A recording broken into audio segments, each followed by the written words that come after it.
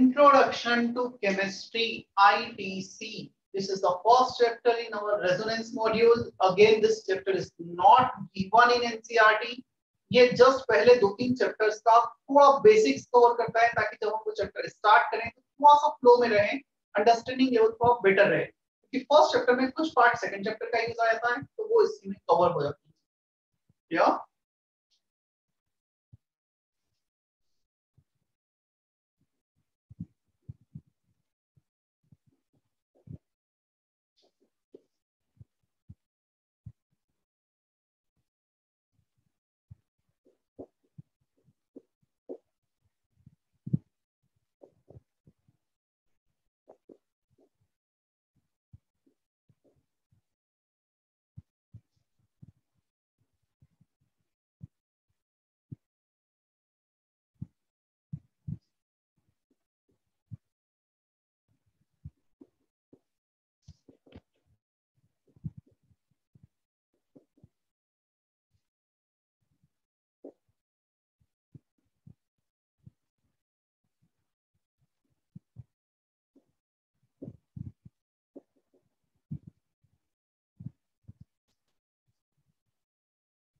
First heading Dalton's atomic theory.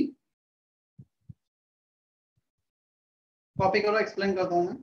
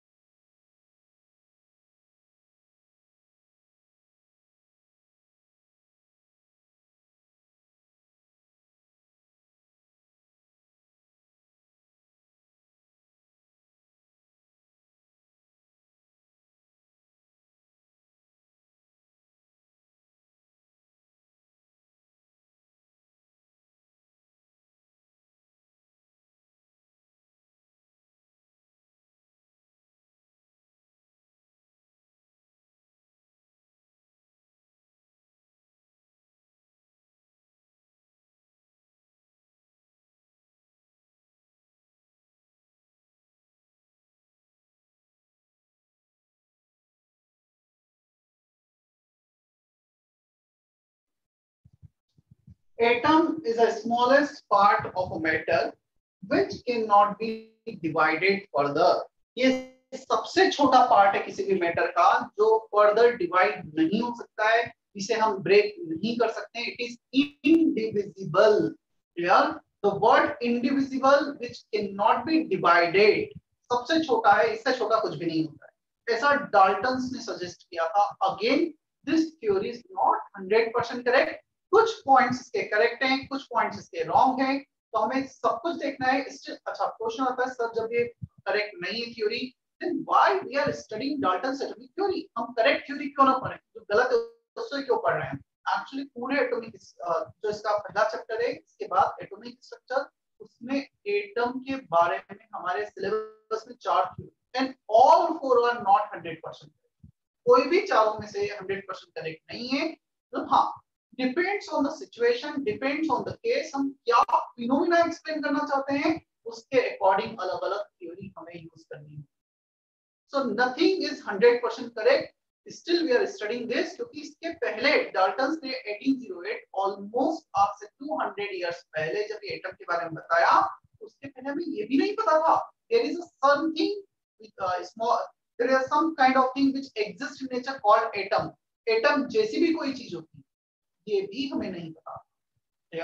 सो atom के बारे में सबसे पहले हमें डाल्टन ने सजेस्ट किया, सर डाल्टन ने, और उसी एटम को डिस्कवर करने के बाद फिर हम एटम के अंदर गए।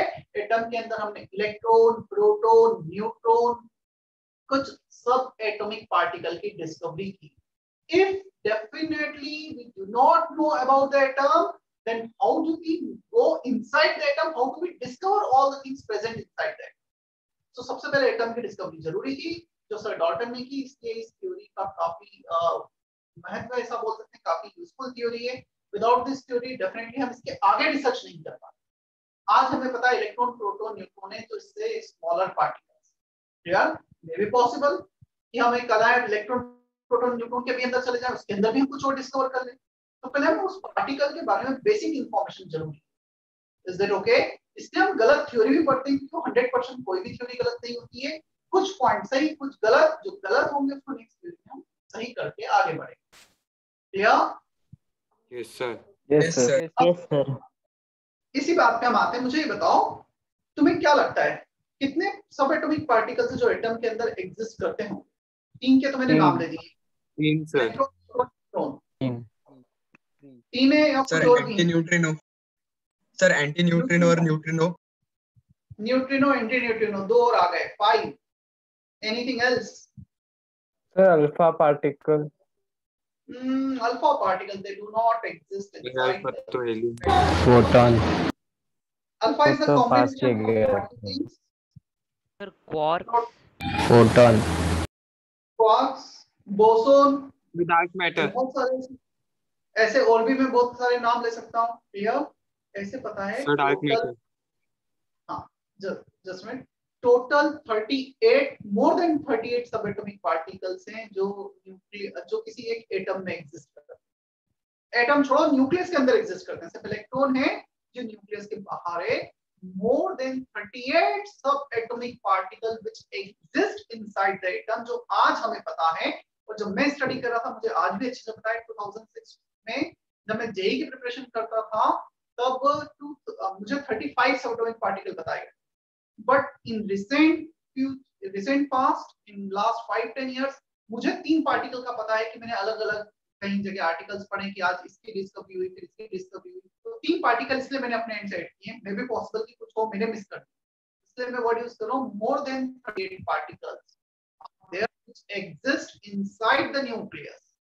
तो बहुत सारे पार्टिकल्स है जो आज हमें पता है। क्लियर? हाँ, फंडामेंटल पार्टिकल्स 3 है, electron, proton, neutron. Fundamental particles मतलब जो मैक्सिमम प्रॉपर्टीज को गवर्न करते हैं, which characterize any atom. Maximum properties depends on this fundamental particles. Yeah, and the remaining particles are useful, but they are not useful for to explain all the properties. तो mainly 3 ही particle हमें हमारे syllabus में भी detail में देखना है। But yes, we should have idea about number of particle which exist in the nucleus inside the atom.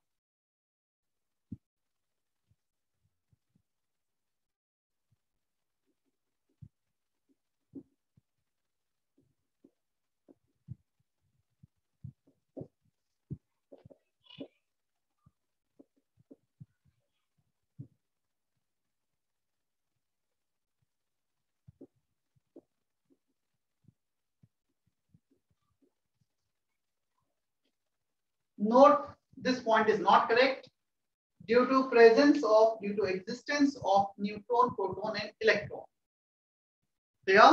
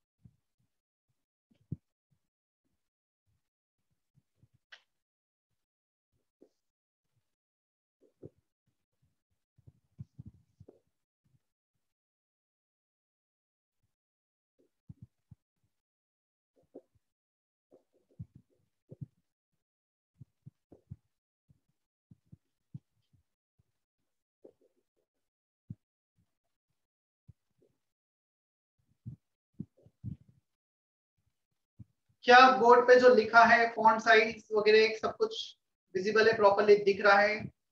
Yes, sir. Yes, sir. Yes. Sir. Again communicate करते रहना है, कुछ भी हो, तुम्हें कहीं प्रॉब्लम भी आती है, you can type in chat box, you can unmute yourself.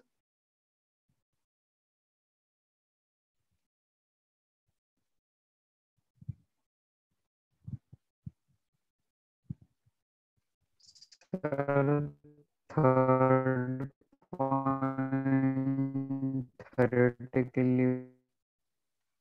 Jaideep, you are not audible properly. Still I am going to explain third point. मुझे जहां तक पता है तुम थर्ड पॉइंट के बारे में शायद कुछ पूछ रहे हो, मैं एक्सप्लेन कर देता हूं उसे.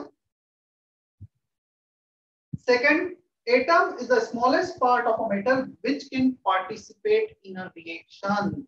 ये पॉइंट आज तक ट्रू माना जाता है. मेटर का सबसे छोटा पार्ट एटम होता है जो किसी केमिकल रिएक्शन में पार्टिसिपेट करता है. Atom is considered to be spherical in shape. Atom को स्फेरिकल कंसिडर किया गया है. अगेन अलग अलग थ्योरी में अलग अलग सजेशन दिए गए, बट यस बहुत सारी चीजें हैं, बहुत सारे मैथमेटिकल कैलकुलेशन है. आज भी हम इस बेसिस पे करते हैं कि एटम स्फेरिकल. क्लियर? पूरा मैथमेटिकल कैलकुलेशन एटम को स्फेरिकल लेके स्फेरिकल कंसिडर करके किया जाता है. सो कुछ थ्योरी में इसको स्फेरिकल नहीं भी बताया है, बट कैलकुलेशन पर्पस के लिए करेक्ट है. सो ऑलमोस्ट ट्रू लिखा है, ट्रू की बजाय almost true. Is that okay? Yes, sir. Yes, sir. Yes, sir. Yes, Aditya, do you want to ask something? No, sir. Nuclear reaction. Second point, nuclear. यहाँ पर जब भी हम रिएक्शन लिखते हैं, if nuclear is not specified, we are talking about a chemical reaction. चलो एक काम करो और इसको more appropriate बनाने के लिए यहाँ पे chemical word यूज करो, बस chemical reaction. अभी ठीक है? Nuclear reactions are different from chemical Yes, sir. reaction. Yes, sir.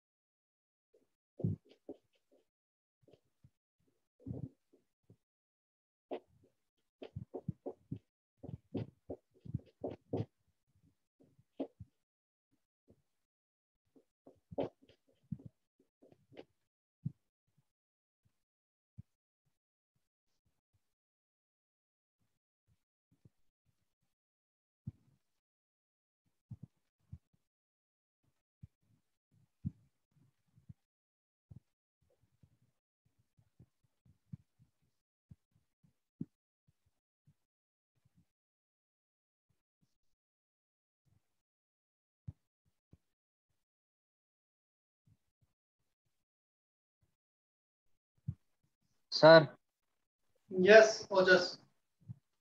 sir, for second point, is it true for electrolysis? Because in that electron. In electrolysis, बोलो complete sentence करो. उसमें तो ion से होता है ना, तो atom.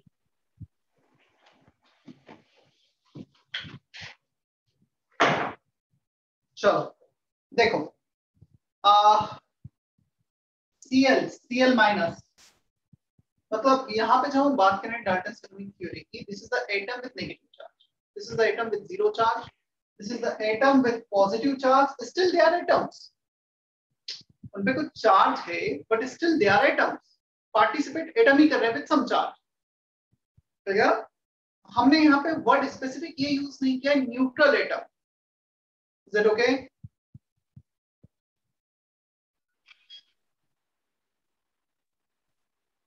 Yes sir.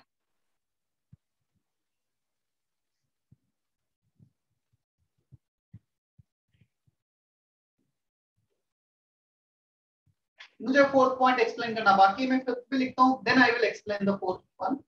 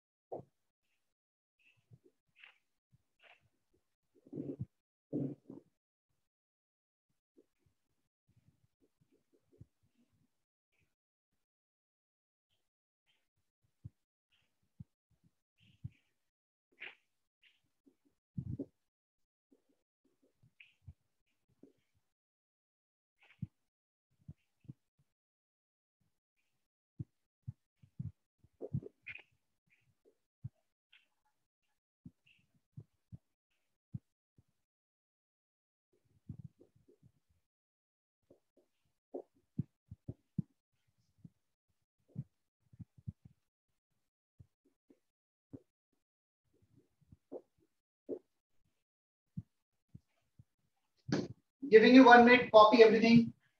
Fourth and fifth point.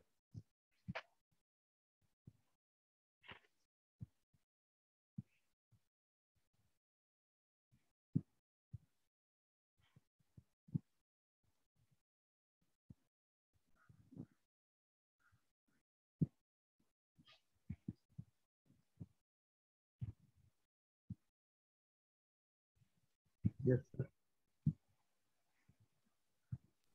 Sir Yes. Sir वो आइसोमर्स है ना, वो आर्गन पोटेशियम कैल्शियम के पहले लिखा हुआ है, आइसोमर्स है ना। ये आइसोटोप है और ये है आइसोबार। कहाँ गया? Due to existence of isobar, okay BAR bar. Okay sir. वही बार ना जहाँ पे सैटरडे संडे हम टाइम पास करते हैं, जो भी सब बंद हो गए।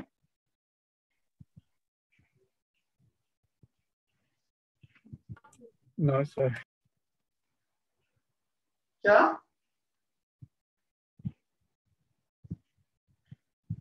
क्या बोल रहे हो? बोलो, फिर आवाज नहीं। चलो अच्छी बात है, करना भी नहीं, अभी 2 साल तो कुछ नहीं करना है। मतलब बाद में। हाँ मतलब बार में कुछ नहीं करना है, घर पे तो पढ़ना ही है।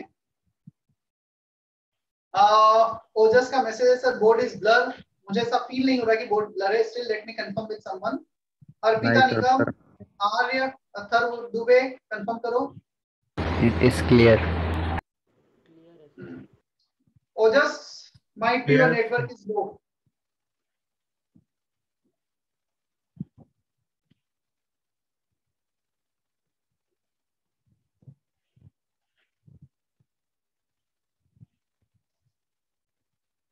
देखो, atoms of same elements are identical with respect to their charge, size and mass. मतलब एक एलिमेंट के एटम्स हमेशा आइडेंटिकल होंगे, और ये वाला पॉइंट है, atoms from different element they are always different with respect to their charge, size and mass. इसने ऐसा कुछ कहा, ये दो एटम्स हैं फ्रॉम सोडियम, ये दोनों हमेशा आइडेंटिकल होंगे with respect to their all the properties, charge, size and mass. या बट एक ले लिया सोडियम का एटम, एक ले लिया मैग्नीशियम का atom, they can not be different, they cannot be same with respect to their charge, size and mass. दो डिफरेंट एलिमेंट्स के एटम्स का ना चार्ज कभी सेम होगा, ना कभी साइज सेम होगा, ना कभी मास सेम होगा। और ये दोनों ही पॉइंट गलत। क्यों गलत है दोनों ही पॉइंट? सुनने में तो लगता है सही होने चाहिए, yes they are true up to 98%, but 2% cases में वो गलत होते हैं। First, due to existence of isotopes. Isotopes वो होते हैं the atoms from the same elements with same atomic number but the different mass number. Hydrogen का एक आइसोटोप होता है 1 मास, सब पे एटॉमिक नंबर 1 है, 457, मास 1 यूनिट, मास 2 यूनिट, मास 3 यूनिट। क्या मुझे कोई बताएगा इनका नाम क्या है? H11, H12, H13 का? Sir protium, hydrogen and tritium. Hydrogen, deuterium deuterium and and titanium. Hand raise करो।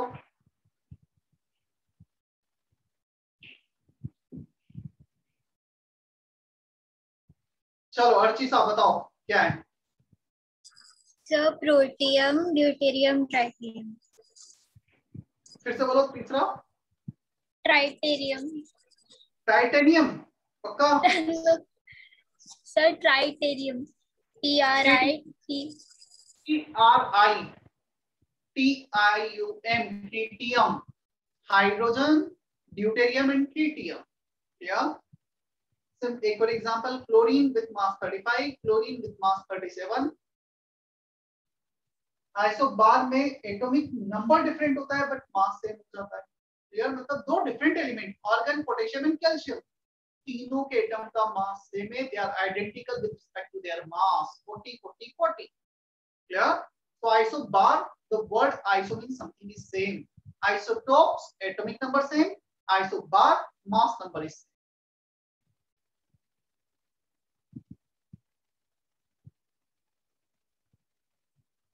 क्लियर है उतना? यस ये मैं लिखा हूँ अभी जस्ट एग्जांपल है, इसलिए मैं इनकी डेफिनेशन नहीं लिखा हूँ। Will see all this definition in detail. चलो एक और लास्ट पॉइंट है।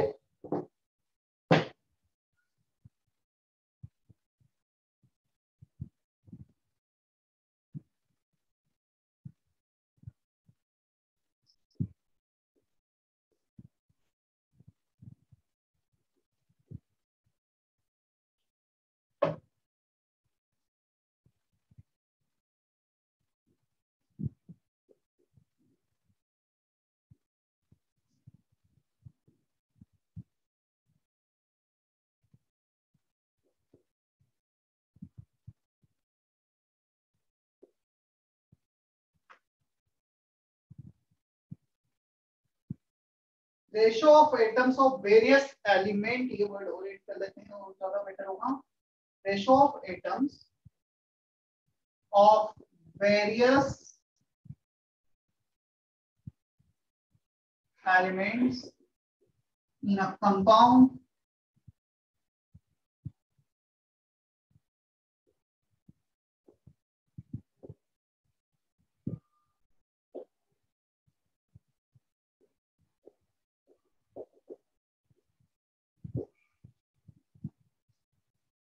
ratio of atoms of various elements in a compound is always constant. True. इसका मीनिंग ये हुआ, बोर्ड पे देखना, H2O। मुझे बताओ H2O वाटर, डिफरेंट सोर्स लेता हूँ मैं वाटर का। वाटर, एक वाटर H2O ने लिया, जो हम RO प्यूरिफायर हमारे घर पे उसका वाटर ले लिया, रेनी वाटर ले लिया, सी वाटर ले लिया, किसी रिवर वो का कुछ पानी ले लिया, रिवर वाटर ले लिया। 4 अलग अलग सोर्स से वाटर को लेकर आए, डिफरेंट वेसल में, 4 वेसल में रखा। मुझे बताओ जहां पे भी whatever the source of water can be said it, the ratio of number of hydrogen atom and the ratio to the oxygen atom is always 2:1। क्या ऐसा होगा किसी में सी वाटर के में H2O का फॉर्म, पानी का फॉर्मूला H3 हो गया, रिवर वाटर H2O2 हो गया, ये तो होगा नहीं। वाटर मतलब H2O, the ratio of hydrogen is to oxygen is always fixed 2:1। am I correct? Harshita? Yes sir. Vaibhav, Bahiram, Bharat, चौथाई? Yes sir. Sir yes yes. Sir law of definite proportion भी यही बताता है ना? Exactly, law of definite proportion, law of constant composition भी ऐसा ही कुछ है। सर पर वो तो जोसेफ एल प्रॉस्ट ने दिया है, वो तो मतलब एक्चुअली ये तुम ये मान के चलो, दोनों का थोड़ा सा जो लॉ ऑफ कांस्टेंट कंपोजिशन है वो थोड़ा सा और डिटेल में गया है, डेप्थ में गया है। यहाँ पर उतना डेप्थ में नहीं गए थे, मतलब इसी पॉइंट को और ज्यादा अच्छे से एक्सप्लेन किया। ठीक है, ओके सर। चलो चले हम आगे। ये कुछ 6 पॉइंट्स थे। अगेन डाल्टन एटॉमिक थ्योरी में और भी 3-4 पॉइंट्स में मिल सकते हैं, बट ये ज्यादा यूजफुल थे, ज्यादा हमारे लिए जो रिलेट कर सकते हैं हमारे सिलेबस से वो थे, उनको हमने डिटेल पे देखा, कौन सा सही है कौन सा गलत है वो हमने। ठीक है यहाँ तक? Yes sir.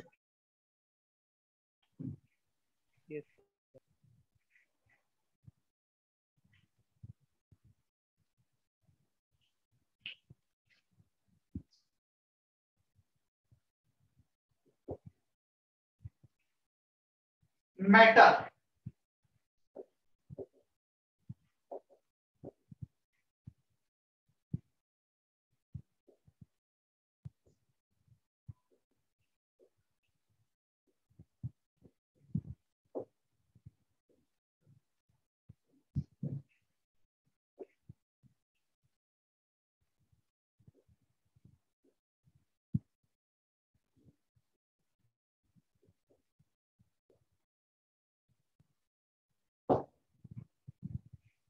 matter, anything around us which has certain mass and can occupy some volume.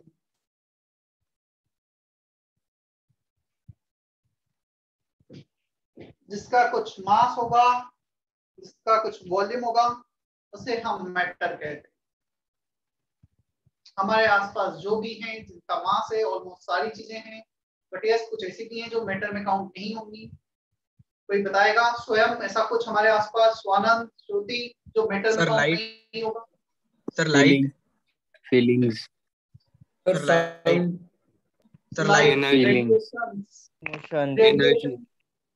तो जनरली हम ऐसा नहीं बोलेंगे ना कि कुछ मास है रेडिएशन का, कुछ केजी, कुछ ऐसा, उसका हम वॉल्यूम डिफाइन नहीं करेंगे। 3 लीटर रेडिएशन, 4 लीटर रेडिएशन, ऐसा सर नहीं। लाइट का दो रहता है ना, एक Energy। साउंड रहता है और एक पार्टिकल रहता है ना, तो लाइट कैन बी मैटर ना।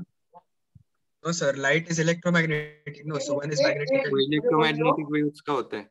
एक मिनट, मुझे बोलना तो पहले। लाइट का तुम थोड़ा सा गलत इंटरप्रेट कर रहे हो। पहले तो तुम्हें ये बोलना था सर वेव्स दो होते हैं, एक लाइट रेडिएशन और एक sound radiation, sound waves. Clear? तो ठीक है, दो होते हैं। चलो मैं रेडिएशन भी बोल देता हूँ कि, या वेव्स बोल देता हूँ। Waves can not be matter. तो जो हम साउंड वेव की बात कर रहे हैं, साउंड वेव किसी that required certain medium, यार उन्हें मीडियम लगता है to propagate from one end to another end. तो जो मैं साउंड अभी बोल रहा हूँ ये तुम तक इसलिए पहुंच पा रहा है क्योंकि इस रूम में एयर है। if we create vacuum inside the room, definitely मैं कुछ बोलूंगा तुम तक नहीं पहुंच पाए। तो जो वो मीडियम की रिक्वायरमेंट है, इसका ये बिल्कुल भी मतलब नहीं है कि जो मैं बोल रहा हूँ जो साउंड वेव्स है उसको हम कुछ वॉल्यूम में डिफाइन कर सकते हैं, कुछ हम उसका मास डिफाइन कर सकते हैं। इसका बिल्कुल ये मतलब नहीं है। तो any waves basically they are propagating energy from one end to another end, और एनर्जी का ना मास होता है ना उसका वॉल्यूम होता है। वो मीडियम की रिक्वायरमेंट है कि वो एनर्जी को फ्लो करे, दैट्स इट। क्लियर? सर उसमें भी 2 टाइप होते हैं ना, ट्रांजिटिव मतलब जिसको मीडियम बिना मीडियम के भी पास। तो वो ये साउंड वेव्स हो गई जिससे मीडियम की रिक्वायरमेंट है। लाइट रेडिएशंस हो गई, इलेक्ट्रोमैग्नेटिक रेडिएशंस हो गई, radiations coming from the sun, they do not require any medium. Sun से आ रही है, वैक्यूम से ट्रेवल होकर आ रही है, ना हम उसका मास डिफाइन कर सकते हैं ना इसका मास डिफाइन कर सकते। वो तो ऑब्वियस ही था, इसलिए मैंने उसको ना लेकर जब साउंड वेव मेरे सामने पूछा गया तो फिर मैंने उसको explain. Both the waves are the form of energy. They do not have size. They do not have mass and volume. अभी clear? Yes sir.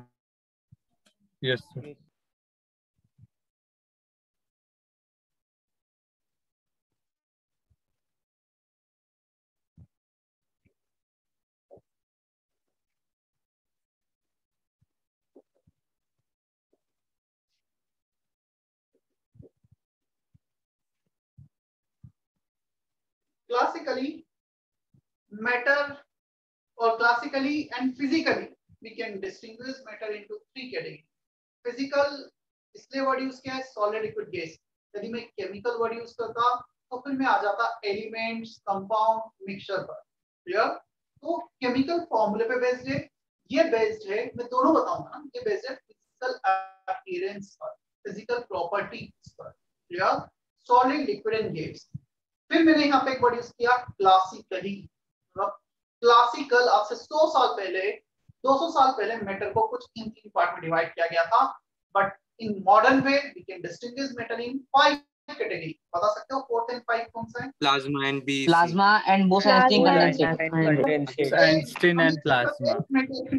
हम एक सिस्टम रखते हैं, जिसको भी जब मैं क्वेश्चन पूछूंगा जिसको किसी को भी आंसर देना है, you need to raise your hand. तो क्या है कि मैं आइडेंटिफाई कर पाऊंगा किससे जब बोलना है. वो 3-4 बच्चे बोलेंगे, डेफिनेटली किसी को भी पता नहीं. हाँ बोलो आयुष. यस सर, जो 4th और 5th है प्लाज्मा और बोस आइंस्टाइन कंडेंसर. ठीक है. सो ये दोनों 11th-12th हमारे सिलेबस में बहुत ज्यादा डिटेल में नहीं है, इसे पता होना चाहिए. इससे ज्यादा बिल्कुल भी इनकी प्रॉपर्टी हमें नहीं दी. बट सॉलिड स्टेट एक चैप्टर है, पूरा का पूरा एक चैप्टर है. लिक्विड सॉल्यूशन एक पूरा चैप्टर है, और गैसेस स्टेट एक चैप्टर है. मतलब ये तीनों एक एक डिफरेंट सेपरेट चैप्टर है केमिस्ट्री. ये हम 11th में कवर करेंगे, ये 12th के पोर्शन सॉलिड एंड लिक्विड. ये चैप्टर अभी मेरा जस्ट 12th का पहला ही चैप्टर है, अभी 12th में कंप्लीट हुआ ये लिक्विड सॉल्यूशन. तो ये 3 काफी डिटेल में है. 4th and 5th plasma and boss Einstein condensate वो हमें नहीं डिटेल में देखना है, सिर्फ पता होना चाहिए कुछ होता है.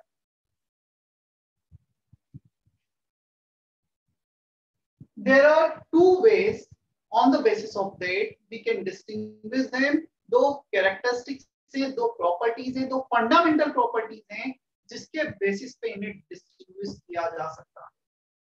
फर्स्ट वन,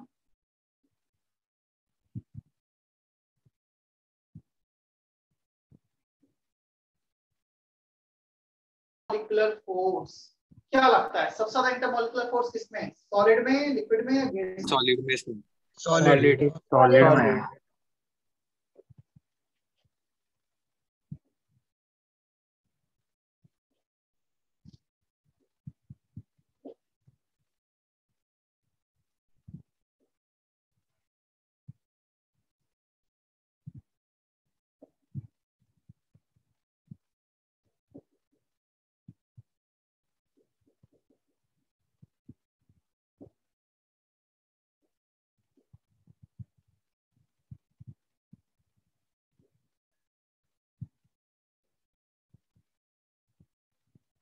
काइनेटिक एनर्जी ना. सेकंड है थर्मल एनर्जी. काइनेटिक एनर्जी से भी ज्यादा एप्रोप्रिएट वर्ड है थर्मल एनर्जी.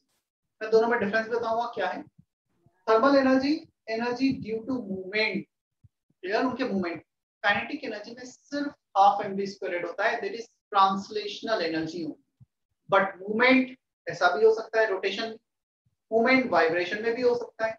तो जितने भी टाइप के मूवमेंट है उनके कारण है. क्लियर? तो काइनेटिक एनर्जी इसमें इंक्लूड है. काइनेटिक एनर्जी के अलावा भी और चीजें इंक्लूड है. वो सारा एनर्जी जो मूवमेंट मोशन के कारण होता है, that is called thermal energy, and that depends only on temperature. As you increase the temperature, this increases. You decrease the temperature, thermal energy decreases. Yeah. Sir, but kinetic energy is also in same order रहेगा. फिर से बोलो क्या बोल रहे हो? Sir, kinetic energy rotational. एक जयदीप तुम बोलो पहले. सर सॉलिड में मैक्सिमम रहेगा, गैस में मिनिमम रहेगा, लिक्विड मीडियम. चलो ठीक है, उल्टा. तूने बोल दिया तो मान लेता हूँ.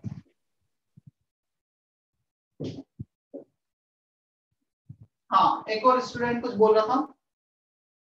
Sir, but kinetic energy is also in form of rotational. Kinetic energy is also In form of rotational kinetic energy. The हाँ, rotational तो फिर kinetic वो energy rotational में kinetic energy होगा ना. यदि मुझसे पूछा जाएगा काइनेटिक एनर्जी कितना है, तो सबसे पहले मेरा आंसर होगा half mv². v is translational velocity. Clear? अब मुझसे पूछा जाएगा what is rotational kinetic energy, then I need to get rotational half omega, half m omega, जो तुम आगे पढ़ोगे. तो उन सबका एडिशन हो गया है, वाइब्रेशन, रोटेशन, ट्रांसलेशनल, जितने भी मूवमेंट के कारण. ठीक है? Yes, sir sir. Yes sir temperature के साथ प्रेशर भी एक्ट करता होगा ना? टेम्परेचर के साथ प्रेशर भी करता होगा, मतलब प्रेशर से भी वेरिएशन होता है क्या, ये क्वेश्चन होना चाहिए। मतलब मेरा जो एक्सप्लेनेशन था वो ये था, energy which depends on temperature, to increase the temperature it increases, to decrease the temperature this decreases. अब यदि तेरा क्वेश्चन ये है, क्या सर हम टेम्परेचर को कांस्टेंट रखकर if we change the pressure will this energy change और इट विल नॉट चेंज? तो आंसर है मेरा, it will not change. If you keep the temperature constant and if you are changing the pressure, this energy will not change. Yes, if you are changing pressure and during the change of pressure, if temperature is changing, so because of temperature change, this. अभी clear है? Yes sir, okay sir. Yes.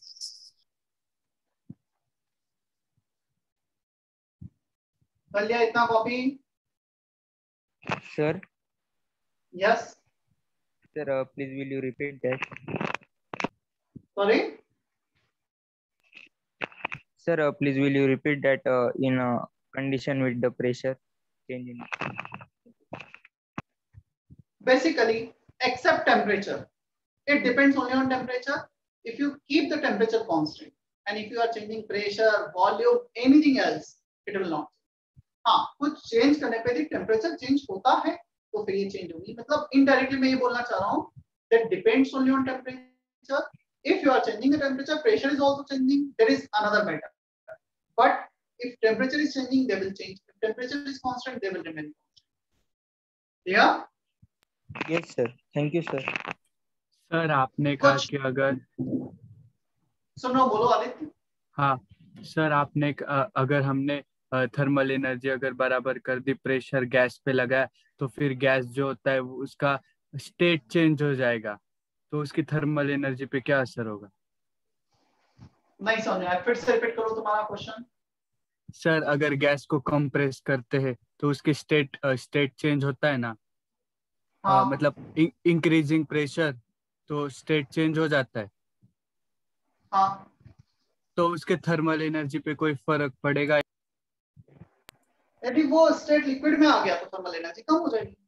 यदि वो matter ही change हो गया, state of matter change हो गया, वो gas बचा ही नहीं, तो फिर डेफिनेटली वो लिक्विड में आ जाएगी। तो फिर उसका थर्मल एनर्जी मॉडरेट हो जाएगा ना? हाँ, मॉडरेट हो जाएगा। तो वो तो यहाँ पे भी मैंने लिखा है, यदि तुम ये इंटरप्रेट कर रहे हो, इस रूम में ये सॉलिड, क्लियर, ये इंक की बॉटल में लिक्विड है और रूम में गैसेस है, तीनों है, तीनों सेम टेम्परेचर पे हैं जो रूम का टेम्परेचर। क्या तीनों का थर्मल एनर्जी सेम है? Definitely not. इसका सबसे कम और गैसेस का सबसे ज्यादा और इसका मॉडरेट। तो यदि स्टेट ऑफ मैटर चेंज हुआ है तो यहाँ लिखा ही अलग अलग है, बट यस, एक पर्टिकुलर सब्सटेंस जो गैसेस में है उसका एनर्जी यदि मैं टेम्परेचर चेंज करूंगा तो क्या? समझ में आया? Yes sir, yes sir, clear. मैं दो गैसेस को भी आपस में कंपेयर नहीं कर रहा, मैं तो एक पर्टिकुलर गैसेस है उसका जो एनर्जी है जो टेम्परेचर पे डिपेंड है। एक पर्टिकुलर सिस्टम का, मैं एक सिस्टम हूँ, मैं एक गैसेस सिस्टम हूँ, मेरे अंदर गैसेस है, यदि मैं टेम्परेचर बढ़ाऊंगा तो उनका एनर्जी बढ़ेगा, कम करूंगा तो कम होगा।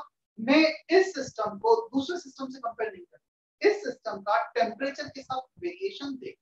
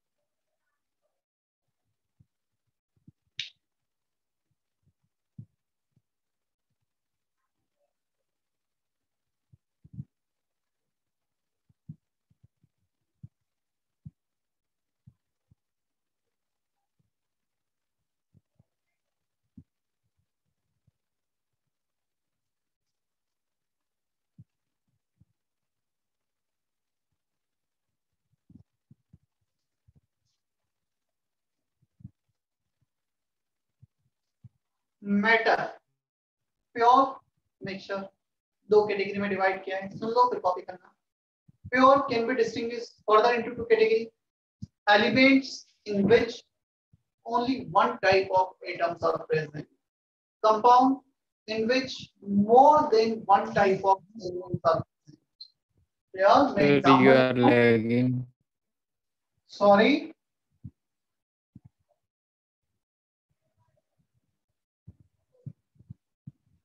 बोलो क्या बोल रहे हो? Sir, he was saying your video is lagging. हो गया सर, हो गया क्लियर।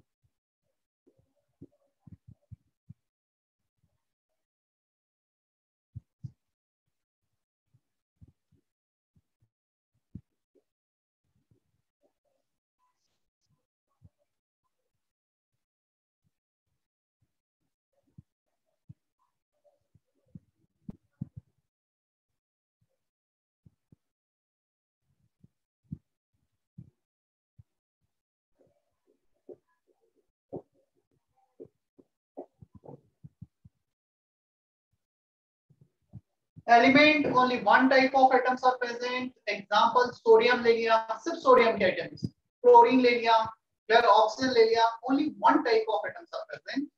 कंपाउंड CO2 एक एटम कार्बन का, two atoms of oxygen, two different types of atoms are present. Glucose C6H12O6, carbon hydrogen oxygen, three different types of atoms are present. Simple है, समझ में आया सभी को भी element and compound? Yes sir. Yes sir. और इसको यदि प्योर को मैं डिफाइन करूंगा, in which ratio one type of fixed. Pure मतलब जिसमें रेशियो चेंज नहीं हो रहा है, 100% sodium, 100% chlorine, 50% carbon, sorry 1/3, 33% carbon, 66% oxygen, 1:2 के रेशियो में, मतलब जो इसमें रेशियो चेंज नहीं हो रहा है, in which ratio is fixed. Mixture में रेशियो चेंज हो सकता है, उस पे डिफाइन करूंगा, जब आऊंगा तो डिफाइन करता हूं। सो प्योर की डेफिनेशन उसे दो कैटेगरी में डिवाइड कर।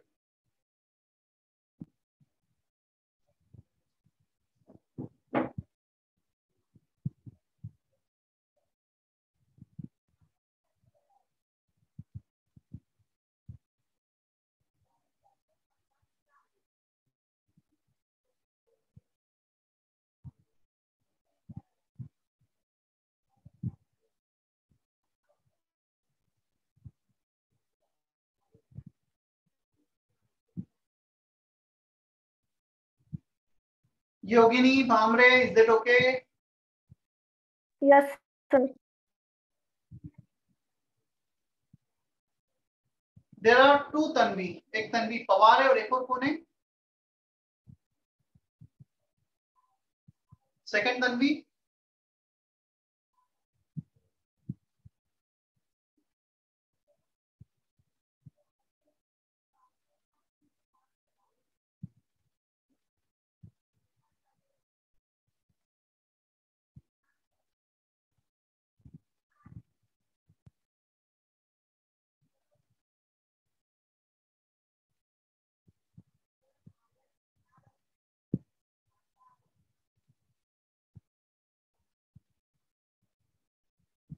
Sir. Yes. Sir, if the lockdown overs, are we going to start with the offline classes? फिर से बोलो, क्या बोल रहे हो? Are we going to start offline? Yes, offline. When? Sorry, when the lockdown is over. When lockdown is over, definitely.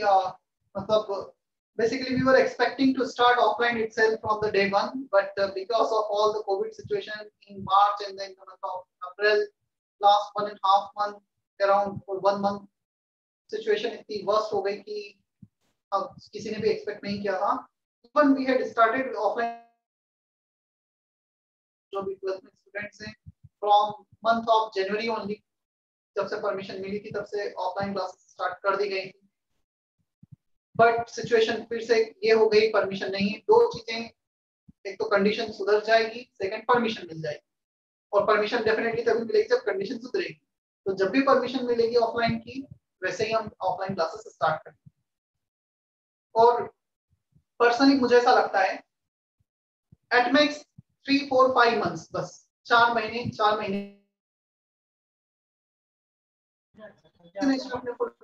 है। रफली 13-14 crore vaccination हो चुका है और अगले 3-4 महीनों में एक्सपेक्टेड है कि ये 60, 70, 80 करोड़ तक चले जाए वैक्सीनेशन। तो वैक्सीनेशन के बाद चीजें उतनी वर्स्ट तो नहीं रहेगी सर, मतलब और 3-4 महीने ऑनलाइन पढ़ना पड़ेगा। तो ये तो मैं कुछ भी नहीं बोल सकता, मतलब ऐसा है, तुम ये बताओ, लास्ट ईयर तुम खुद देखो, लास्ट ईयर जब ऑनलाइन क्लासेस स्टार्ट हुई तुम्हें यही लग रहा था ना अप्रैल में कि चलो 21 डेज का लॉकडाउन है, उसके बाद सारी चीजें नॉर्मल हो जाएगी, खत्म हो जाएगा कोरोना।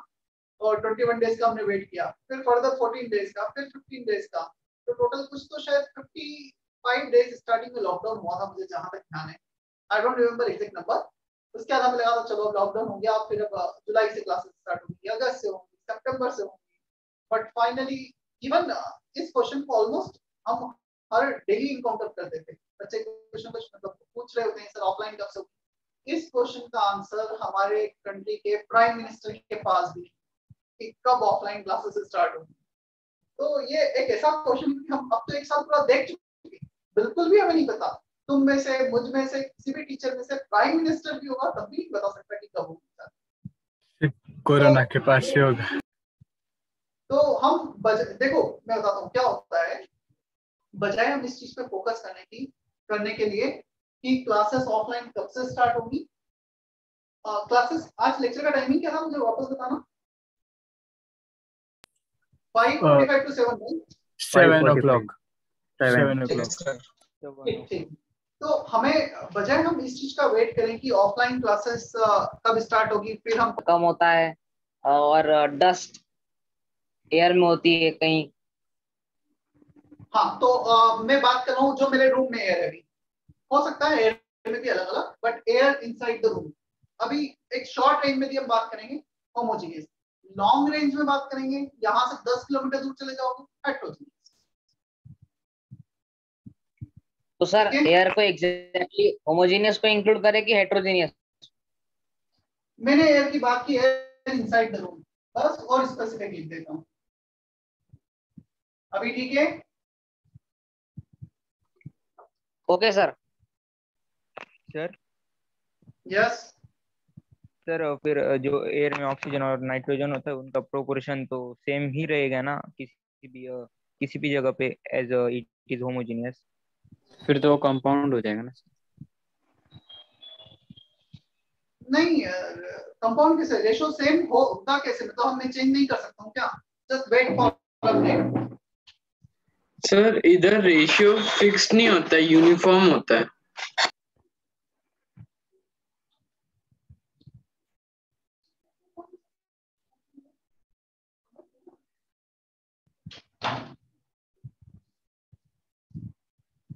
क्या बोल रहे हो, फिर से बोलो। सर होमोजीनियस मिक्सचर में रेशियो फिक्स नहीं, यूनिफॉर्म होता है, इसलिए वो कंपाउंड नहीं हो पाएगा। एक मिनट, मैं थोड़ा सा इस पॉइंट को वापस एक्सप्लेन कर देता हूँ। Mixture where ratio can be changed, where we can change the ratio. CO2 forcefully भी हम रेशियो कार्बन डाइऑक्साइड का चेंज नहीं कर सकते। Forcefully we can change the ratio of nitrogen and oxygen in air. Forcefully we can change the ratio of sand and NaCl in this mixture. जहाँ पे हम change कर सकते हैं मिक्सचर, जहाँ पे चेंज नहीं कर सकते हैं प्योर एलिमेंट्स और कंपाउंड की कैटेगरी।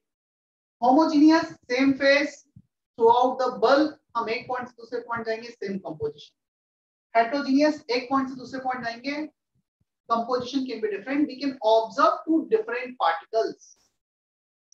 अभी बोलो, अभी कुछ डाउट है तो?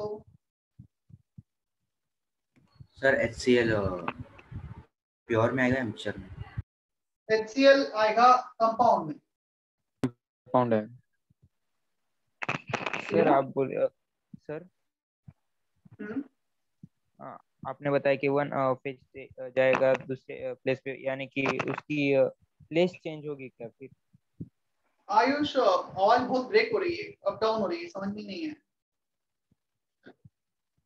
Hello sir. हाँ बोलो। सर आप बोले कि वो वन प्लेस से या वन पॉइंट से जाएगा तो दूसरे पॉइंट से जाएगा, तब उसकी प्लेस चेंज होगी क्या फिर? उसकी क्या चेंज होगी? सर उसकी प्लेस चेंज होगी या फिर उसके जो कंपोनेंट्स है वो चेंज होगी? यार फेज चेंज होना मतलब कंपोनेंट चेंज होना एक ही बात है। फेज मतलब कंपोजिशन, जो परसेंटेज है किसी भी एक सब्सटेंस का वो चेंज होना मतलब फेज चेंज होना। अच्छा सर फेज उसमें चेंजेस ला सकते हैं। फेज और स्टेट ऑफ मैटर में कंफ्यूज मत होना। Solid, liquid and gas they are the different state of matter. Oil plus water दोनों लिक्विड है but they are different phase. Oil water density अलग होती है, सेपरेट लेयर बना, so they are different phase. मैं phase को define कर देता हूं, चलो एक बार, ठीक है सर? हाँ कंपोजिशन। सर आपने अभी कहा कि HCl प्योर है, कंपाउंड है, तो फिर HCl ये भी हो सकता है ना, कॉन्सेंट्रेटेड और डाइल्यूट, तो फिर अलग अलग है ना? तू HCl की बात नहीं कर रहा है, तू बात कर रहा है HCl इन एक्वस सॉल्यूशन, वो तो फिर अलग हो गया ना। मुझसे उसने पूछा था सर HCl, तो HCl इस कैटेगरी में।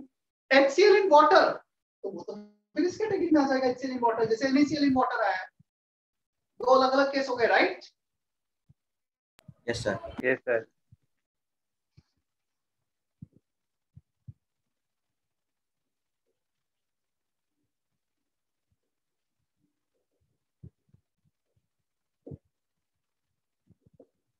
ये लिख लो, same phase means same composition and density. तो फेज का मतलब कंपोजिशन ही होता है वैसे। Thank you. योगिनी का क्वेश्चन था, is blood is a heterogeneous mixture? Yes, blood is heterogeneous. कैसे होगा, क्या होगा, आगे आएगा पता चलेगा। उसके बाद तन्वी का message, sir which book we should prefer for chemistry? Nothing for 11th standard. Chemistry में कोई भी बुक मैं सजेस्ट नहीं करूंगा, रिक्वायर्ड नहीं है, और booklet is more than enough. Tanvi Ojas का था, ओजस के बहुत सारे मैसेज थे जो छोड़ गए। ओजस मुझे कॉल कर लेना।